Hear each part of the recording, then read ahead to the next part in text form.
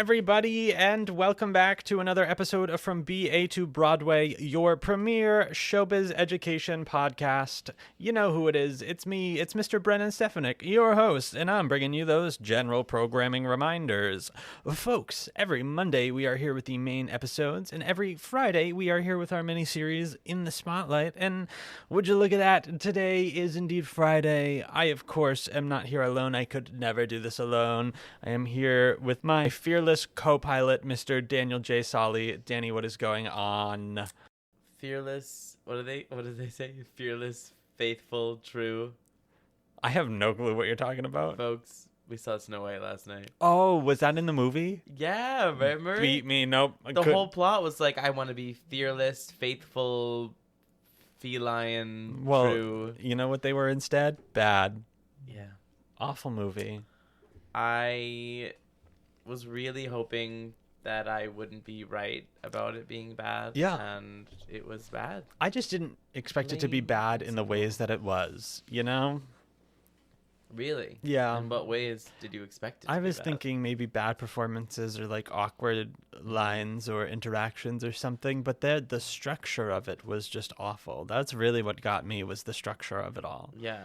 Well, I maintain that I think the problem with this movie, the reason this movie failed, is that the creatives wanted to do, their intention was to write a modern feminist retelling of Snow White, but because they were advertising the classic Disney IP, they were beholden to certain plot points and iconic moments from the 1930 movie. Yes. And so instead of hate feminism too. Yeah.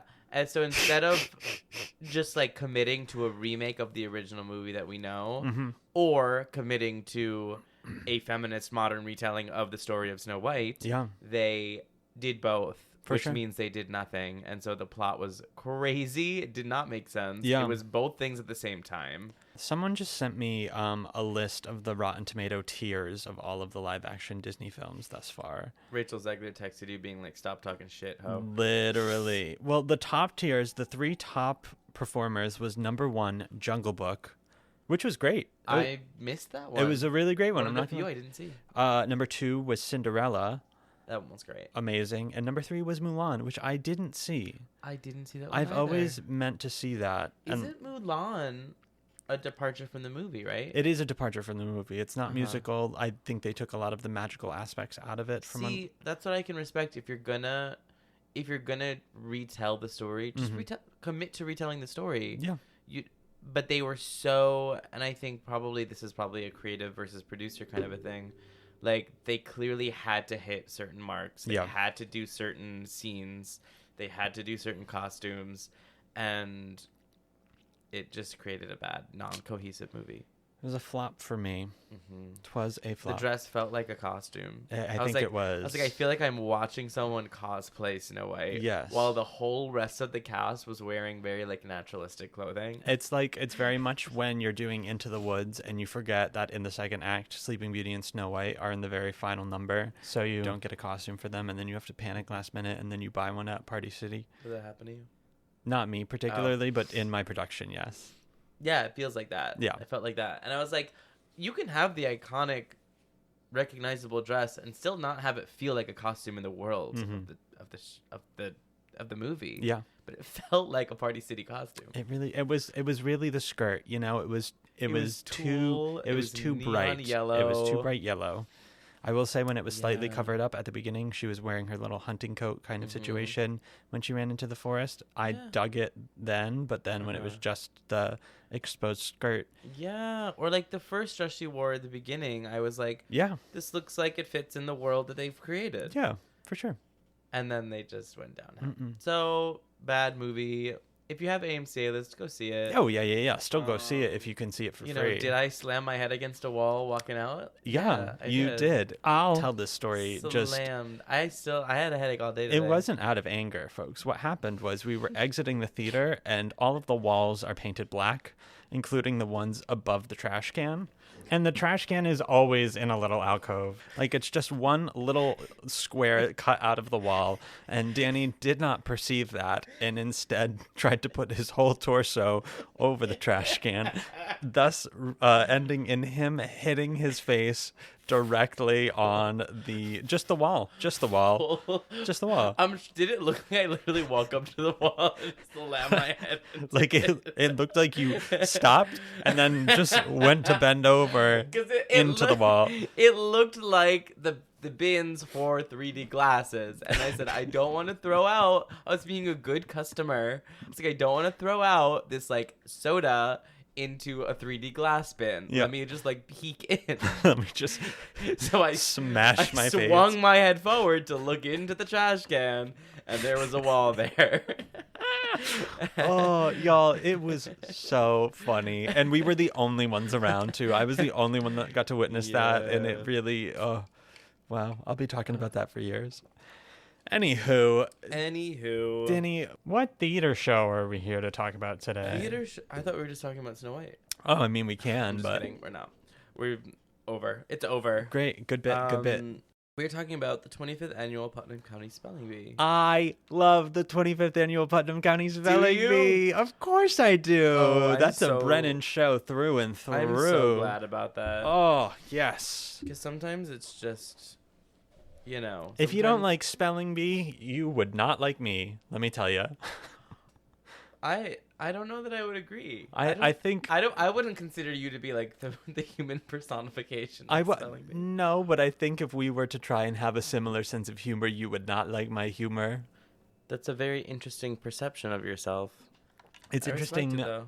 Thank you. I'm quite surprised that you're so taken aback by it, but I appreciate that in some way, shape, or form. Love it. Anywho.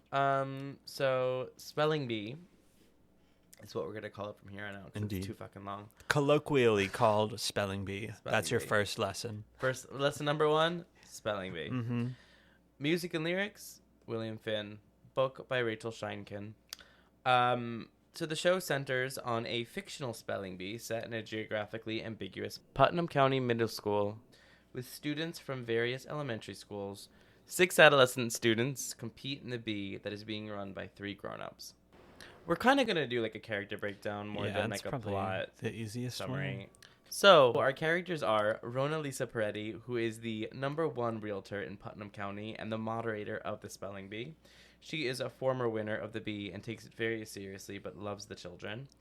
Next to her, we have Vice Principal Douglas Panch, who, after 5 years of absence from the bee, he returns as a judge. Next, we have Mitch Mahoney, who is the official comfort counselor. He is an ex-convict performing his community service and hands out juice boxes to the losing students. So those are our 3 adults. And then moving on to the contestants, we have Olive Ostrovsky, who is a young newcomer to professional spelling. Her mother is in an ashram in India, and her father is working late, but she is hopeful that he will show up. Her best friend is her dictionary. And then we have William Morris Barthé, who is also, just like we're going to talk about the show, spoilers. William Morris Barthé, who is the spelling bee finalist from last year. He was eliminated because of an allergic reaction to peanuts. His famous magic foot method of spelling has boosted him to glory. He ends up winning the bee at the end of the show. He uses his foot to spell words. Yeah, there's a whole song about it. And then we have Logan Schwartz and Grubenier, who is the youngest and most politically aware speller. She has 2 overbearing gay fathers pushing her to win at any cost, as they might disown her if she doesn't win. And then we have Marcy Park, who is a recent transfer. She placed 9th in last year's nationals. She is your classic overachiever. She speaks 6 languages. She's a member of an all-American hockey team, a rugby player, plays Chopin and Mozart, sleeps 3 hours a night, not allowed to cry, etc., etc. Next we have Leif Conybear, who is a homeschooler and the 2nd runner-up in his district. He is only there because the winner and the first runner-up had to go to the winner's bat mitzvah. He comes from a large family of former hippies and makes his own clothes and spell words correctly while he enters this trance-like state. And then we have Charlito, or Chip, Tolentino, who is a Boy Scout and champion of the 24th Spelling Bee, and he's returning this year to defend his title. However, he loses the bee because he sees a pretty girl and gets an erection right when he is supposed to spell a word. So those are all of our contestants, and those are our adults. And the musical is really this, like, crazy, true ensemble piece with each character kind of having their signature song that introduces who they are and their shtick. And it follows the course of the bee as they each get eliminated. A really fun plot device that this show employs is that they pull up 4 real audience members on stage to compete in the bee alongside the 6 young characters. And so you have, like, obviously the cast who is rehearsed in the show, and then 4 strangers on stage with them, and, like, the cast members are whispering stage directions to them. I was once a guest speller. Were you? I was. That's so fun. Did you make it long, or did you get out quick? I was either the second or third. I can't remember. It's fun, and then they just give the guest spellers, like, increasingly hard words, because obviously they have to get them all out by a certain point in the show. Yeah. Once they had the real-life National Spelling Bee champion guest on Broadway for a performance. Oh my God. And I think she made through, like, 14 rounds. That's crazy. Yeah. And you get a juice box. Yeah, given to you by Mitch. And then I think the last guest speller out, he sings his song to that audience member. Yep. And so usually the official pronouncer, who is, like, Lisa Rona, they usually cast an improv comedian actress who provides ridiculous usage in a sentence examples when asked to use the words in sentences. So like all the words are ridiculous words, and she's giving all of these, like, ridiculous sentences and examples. It's sketch comedy. It's it's comedy, it's parody. And then also the audience of the show is treated as the audience of the fictionalized spelling bee. So the cast is continuously breaking the fourth wall and referencing them and talking to them. Usually characters are picking out audience members to refer to as, like, their parents and their friends. So it is really kind of this, like, meta show within a show. There's no illusion of, like, of the show. It's like, oh, you're the audience member at the spelling bee. It's a show, but it also is a spelling bee. It's a really fun little show. It's fun. It's a blast. It's like, and it's small. It's like a small show, small cast. Like, pretty much, like, I mean, I guess they do get eliminated, so they leave. But, like, it's kind of like everyone's on set the whole time. Everyone's on deck. This is a really good show, I think, for anyone to do, because it doesn't require a whole lot in terms of production cost-wise. I think it's just very doable, very DIY, scrappy in that way. Bare. Yeah. It's not supposed to feel huge. No. This was cute. At some shows, adult-only audiences over the age of 16 are invited to parent-teacher conferences, also known as Adult Night at the Bee. These performances are peppered with sexual references and profanity, inspired by R-rated Mad Libs made during rehearsals. Whoa. Isn't that so fun? Yeah. Because, I mean, it's a tame show. It's a very appropriate show. For sure. So it's like, I thought that was hysterical. They have, like, an R-rated version of the show to pull out when they feel like it. That's awesome. It would be a cute bar show. Very much so. You know, like Drunken Shakespeare, like Drunken Spelling Bee. I saw Drunk Spelling Bee, yeah. Oh, they do that. Drunk Musicals does that, and they did it last year, and it was honestly amazing. Did they do the full show? Yeah, it was called the 25th Annual Putnam County Schwasty Bee, and it was wild. It was absolutely wild. That sounds like it would be a really good time, actually. It was really, truly, like, so good. Shout out to Drunk Musicals, y'all. Go check them out. So, the musical was based upon... I don't know how to pronounce that. I think it's spelled out. A play called Crepuscule. It was an original improvisational play created by Rebecca Feldman and performed by The Farm, which is a New York-based improv comedy troupe. And so, actress Sarah Salzberg, who was in the troupe and ended up originating the character of Logan in the Broadway musical, her survival job was as a weekend nanny for a famous playwright named Wendy Wasserstein, who saw the show and recommended it to her friend William Finn, who then went and saw the show and thought it would be a great musical. So he brought Rachel Scheinkin on board, and they decided to turn the play into a full-length scripted musical. Wow. Isn't that an absolutely bonkers chain of events to have happen? Truly. It's just like anything can happen. Yeah. You know? It's a what a wonderful reminder that, like, you never know. You do. You never know. You never know, who you work for, who's seeing what, who's friends with who, seeing what. So that's how, like, this, like, scrappy improv play that probably was, like, meant to be a weekend-long stint turned into, like, Spelling Bee. Totally. Wild. And so the musical then kind of took on a life of its own. And the workshops started at Barrington Stage Company in Massachusetts in 2004. I'm from there. You were from Barrington Stage Company? No, I'm You from were born Massachusetts. on the stage? No, that's up near. It's near where I went to school, though. Have you been to Barrington Stage? I am not. I never No? have. No. That's surprising. It's like an hour away from Amherst and the places that I used to They be. do such great work. I would love Yeah, it's to a very- see a show there. I've never seen a show there. Very prestigious theater. That's wonderful. And then they brought the show off Broadway to Second Stage Theater in February of 2005. And then they opened on Broadway Whoa. at Circle in the Square. We love. Perfect venue for that. Perfect venue. Yep. They opened in April of 2005, and they ran for almost 3 years. Whoa. Which, that's a long run. That is a long run. A tiny little show like that. Yeah. At Circle in the Square doesn't really have long runs. No. I wonder if that's on purpose or just, like, the nature of the beast. I feel like it's on purpose just because I feel like they bring such unique shows there that they want to continue to be. They're like the only in the round theater on Broadway. So Yeah. it's nice to see different kinds of shows brought into that environment. I've seen tons of shows. I shouldn't say like tons, but I've seen a lot of shows there. I saw Fun Home. I saw Once on This Island. I saw Chicken and Biscuits. I wish I saw Chicken and Biscuits. I didn't see that one. That was the first professional thing I've ever been called back for in my life. Oh my god. So I was like, oh, interesting. I should see what this is actually all about. I should see what direction they went in. But I saw a preview there of that, and then I saw American Buffalo. I feel like there's something else. I love that theater. Yeah, it's the best. It's a great theater. It really is. Fun Home ran a long time though. It did. So the original Broadway cast featured Lisa Howard as Rona, Celia Keenan-Bolger as Olive, Dan Fogler as Barthé. Dan Fogler. I just feel like that was a random one when I finally put the pieces. When I finally put the pieces together of who he was, like I learned about Spelling Bee way after, like I had seen him in like media and stuff. So that was wild.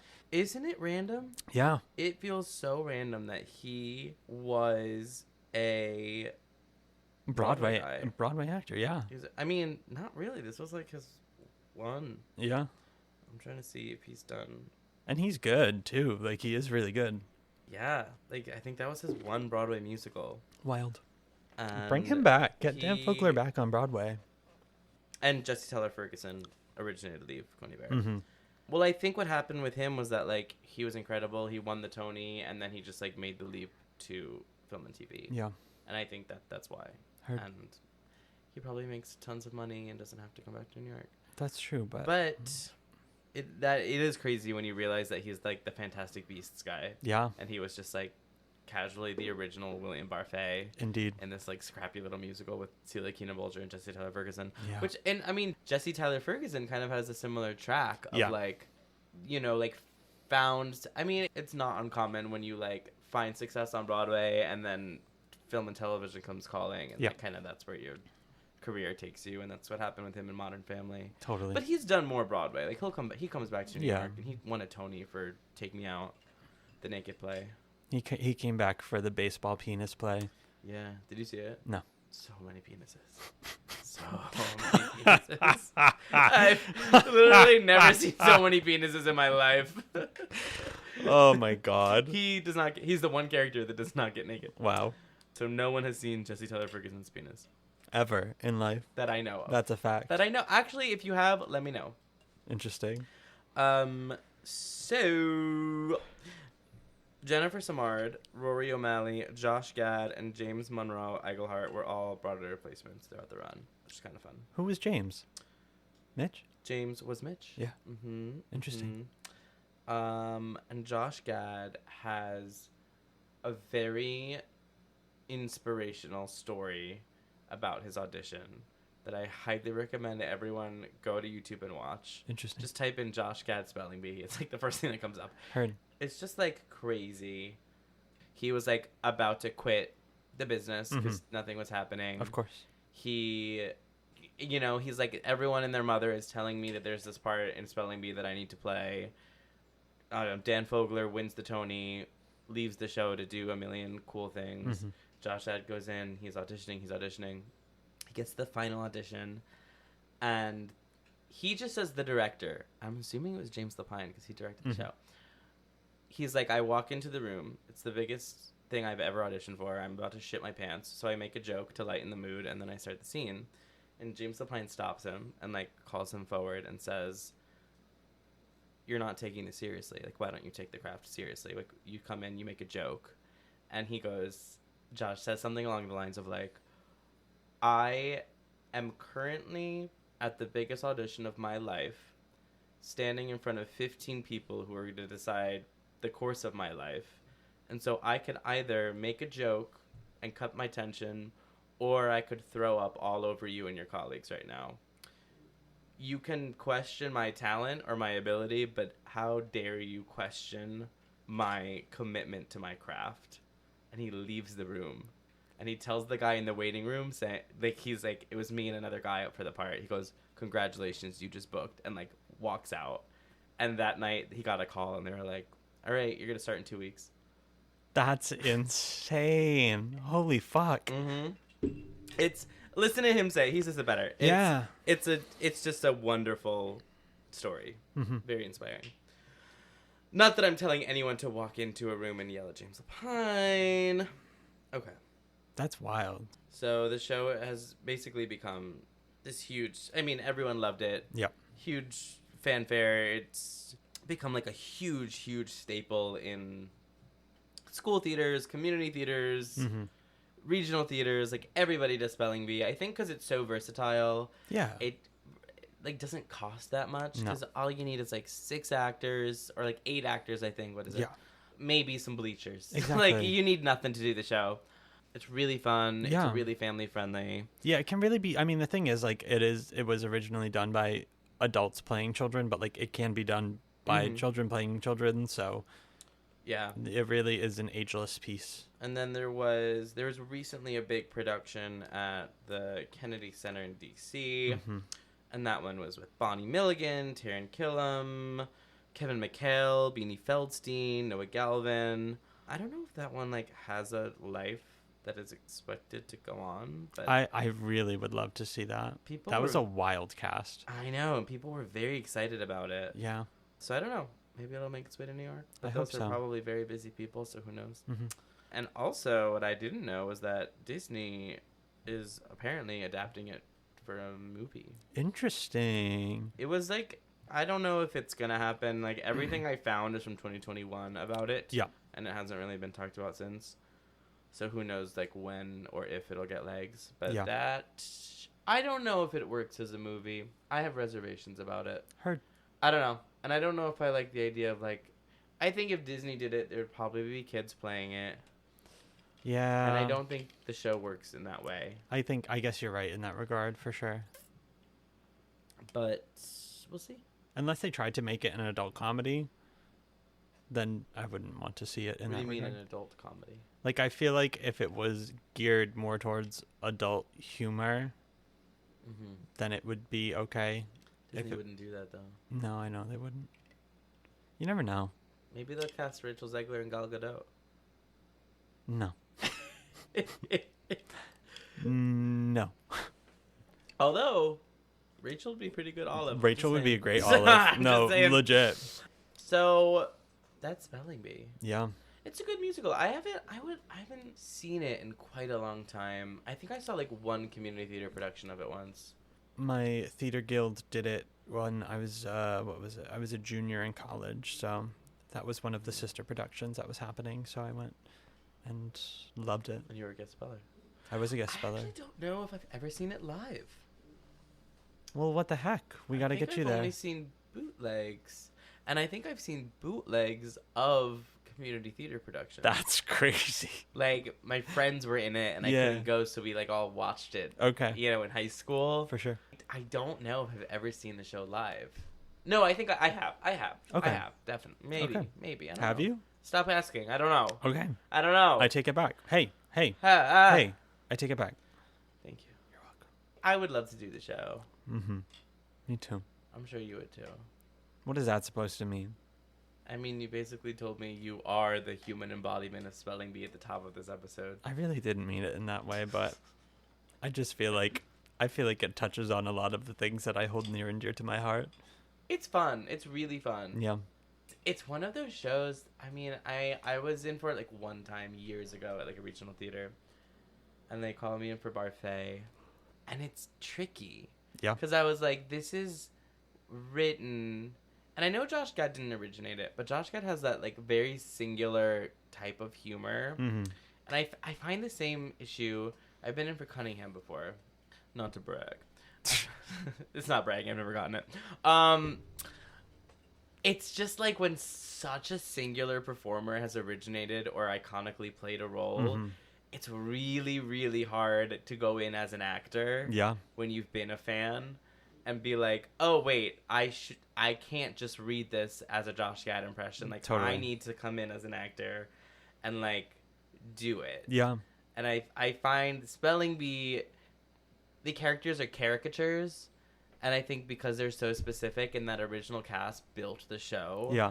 it's a little bit of a tricky one as an actor to come in and like sure. interpret as your own. Yeah. Yeah. Yeah. Especially if you're like super familiar with the original cast recording. Totally. Because it's like, it's not just like a standard show. It's like Yeah. a comedy show with a very specific cadence, very specific characters. For sure. Like it's all very, very kind of unique and specific. Yeah. And so I think it's trickier than you expect when you like have the material and you're Totally. like, oh, I have to make this my own a little bit now. Yeah. Yeah. Yeah. Yeah. But That's I think why I it'd be thought- a really fun show to do. I thought it was really fascinating when they announced that new cast and it was Kevin that was playing Barfay. I was like, this is interesting. Yeah. And I see it. I totally see it. Yeah, it was fun. I was like, we're kind of doing new things. Yeah. And I think Beanie was Olive, right? I think she was Logan? Logan. She was Logan. I believe Olive. so. I don't know who's Olive. Yeah, just like that was a fun cast. Yeah. That was really a fun cast. For sure. Kevin McHale, I don't know what he does. That was his first like stage production. Ever? I don't know ever, but I believe so. Don't quote me on that. I used That's to listen to their insane. podcasts and he talked about it on there, Yeah. but that was like last year sometime. But Wow. he had talked about how like he was going in feeling like a complete Yeah. imposter because he wasn't really used to that kind of So he's thing. like just a TV guy. Well, yeah. I mean, Glee was really his big thing, and The Office, obviously, for that one episode that he was in. And doesn't he does like original music, I think. Right? That I don't know, I think but he's like a music guy. yeah, he had talked about how once they started doing it, he was like, "Oh, wait, no, okay, this is kind of like a world that I do know and can keep up with." It's That's just interesting. yeah. And my mom, I guess, because he's just Glee and like Yeah. all those Glee people, you're like, oh, they're theater people. totally, Huh. I would be interested to see him do Broadway. yeah. Interesting. I wonder if that cast is in talks to come to Broadway. I would love that. That would be quite fun. Who is? Oh, I think Noah Galvin was Chip. No, Right? Noah was Leaf, Philippe was Chip. Oh, Philippe from and Juliet was Chip. Yes. Noah as Leaf. I see that too. Mm-hmm. Is that the part you want to play? Yeah. Yeah. It's a fun part. Yeah, yeah, yeah. So basically, let's do Spelling Bee. Let's do Spelling Bee. Another one of those shows that I think. let me add. Maybe that could be our first from BA to Broadway live concert. What, the songs of Spelling Bee? We'll do a concert production of Spelling Bee. That could be fun. Could be. Could be. Oh Yeah. You know, it's funny. For a long time, I had my unfortunate erection in my book. Oh my God. What? You just kept it in there? Yeah, I would just close the book right That on must have it. been so uncomfortable. And then I That's a didn't- song from the show, everybody. We should mention that. Yeah, I guess this, if this is educational, we can't assume everyone knows everything. Yeah. That is a song from the show that Chip Tolentino sings. Mm-hmm. At the time, I didn't realize that Chip is a Latino character. I feel like that is Um, not very well known or very well practiced in this. No, and I also don't think that you can't sing the song. Oh, if for you sure, for aren't. sure, for sure. But I was like, oh, that would be my role in the show. Yeah. And then I think one time I read a breakdown, I was like, oh, maybe not. Yeah. Maybe I should stick to Barfay. Exactly. But that is quite a fun song. Totally. I do love to sing that song. It's so like... For sure. I mean, they always just call him Chip regardless, and Tolentino sounds like it could be Italian enough where I don't... Well, you know what's funny? Tell me. It's actually hysterical. You're gonna like laugh I'm out gonna loud. ROFL. So, Rob Sapp, Broadway actor, played the character at Barrington, and the character's name was Trip Barrington. That's a little on the nose. And he left after Barrington, I think before Arena Stage. Okay. And they hired Jose Lana, who came in. And I think that's really cool that they then made it Chip. They seem to have personalized the character to the actor who came in to originate it. Gotcha. Which is fun. Yeah. I love that. Yeah. So that's spelling bee for you. That's spelling bee. Are we putting songs from the show in our book? I say, yeah. I think you can. I think there's some good comedy material in there. There is. I think it's a really popular score, though. So for sure. You know. If you're going to do it, make sure you do it best. That's what I always say. Yeah. You got anything else? Gonna start Onyx Storm tomorrow. Mm-hmm. Very excited about that. I'm excited for you. We saw Snow White last night. Yeah, we are talking Thumbs about down. I don't think I have plans to see anything coming up, but we'll see. Maybe. Absolutely. Maybe in the future. Folks, if there's a certain show you want to hear us talk about, you can let us know by finding us over on Patreon. That is patreon.com/FromBeAtABroadway. All of our principal tier Patreon members get to choose the shows that we talk about. So come on and let us know over there. We also have a lot of really fun bonus content from all of our guests that come on every week. So go check that out. As always, you can find us on most social platforms at BA2Broadway. You can find me at Brennan Stefanik. You can find me at DSauls. And until next week, folks. Bye. BYE. Bye.